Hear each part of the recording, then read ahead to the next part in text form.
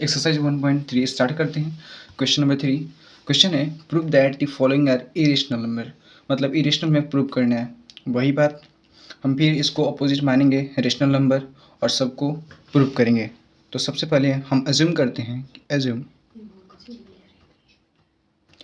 1 open under 2 जो हमारा है वो एक रेशनल नंबर है। ऐसे ही यही वर्ड हम इसको भी लिख सकते हैं कि assume 7 open under root 5 is rational number और 6 प्लस अंडर रूट 2 भी इज रेशनल नंबर। ये बात लिखने के बाद हम अगर इसको रेशनल मान रहे हैं तो x ओपन y के फॉर्म में इसको हम रिप्रेजेंट भी कर सकते हैं, और जहाँ पर हम बोल सकते हैं कि x और y क्या है, कोप्राइम्स हैं। कोप्राइम्स मतलब जिसके फैक्टर सिर्फ 1 हो, सिंगल फैक्टर हो। तो यदि हम इसको सॉल्व करते हैं तो सॉल्व करने पे हमारे पास आएगा under root 2 is equal to y open x। हमने इसको कोप्राइम्स माना था, रेशनल माना था, यानी कि एक सिंपल इंटीजर माना था। इसको अगर हमने पलट भी दिया, हाँ of course y is not equal to 0 होगा, तभी ये डिफाइंड भी होगा। तो इसको अगर हम पलट भी देते हैं तो ये भी फिर भी ये एक रेशनल नंबर ही रहेगा। तो अगर एक रेशनल नंबर के इक्वल अंडर रूट 2 है तो इस हिसाब से हम बोल सकते हैं कि root 2 is also a rational number. अगर x by y y by x rational number है तो रूट 2 भी हमारा रेशनल नंबर होगा। बट ये जो स्टेटमेंट है ये कॉन्ट्राडिक्ट करता है, मतलब झूठा साबित करता है। Contradict the fact that root 2 is irrational. हम जानते हैं कि रूट 2 एक इरेशनल नंबर है और इस फैक्ट को ये कॉन्ट्राडिक्ट कर रहा है कि ये रूट 2 एक रेशनल नंबर है। इसलिए हम यहाँ पे क्या कंक्लूड कर सकते हैं कि वी कंक्लूड दैट रूट 2 एक इरेशनल है, तो इसलिए 1 upon root 2 is irrational number. Same इसी प्रोसेस के थ्रू हम इसे भी प्रूव कर सकते हैं कि 7 अपॉन रूट 5 को अगर हमने रेशनल माना है तो 7 upon root 5 x upon y के इक्वल होंगे, और जहाँ पे एक्स और वाई क्या होंगे, कोप्राइम्स होंगे। और इसको रीअरेंज करने पे हमारे पास होगा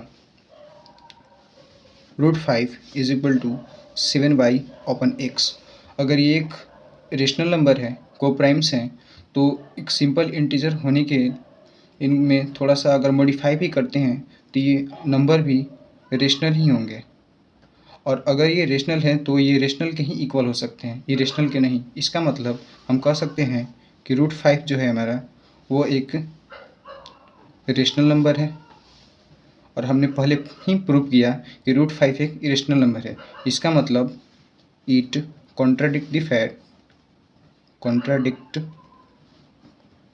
fact that root 5 is irrational. इसलिए हम कह सकते हैं कि we conclude that 7 upon root 5 is irrational number. Same इसी प्रकार 6 प्लस रूट 2 को भी हम प्रूव कर सकते हैं कि 6 प्लस रूट 2 एक रेशनल नंबर है, ऐसा हमने मान लिया। अगर 6 प्लस रूट 2 एक रेशनल नंबर है तो इसको हम लिख सकते हैं कि 6 plus under root 2 is equal to x by y, जहाँ पे एक्स और वाई क्या है, कोप्राइम्स है। अगर ये कोप्राइम्स है, ये रेशनल नंबर है, और तो इनको आगे हम सॉल्व करेंगे।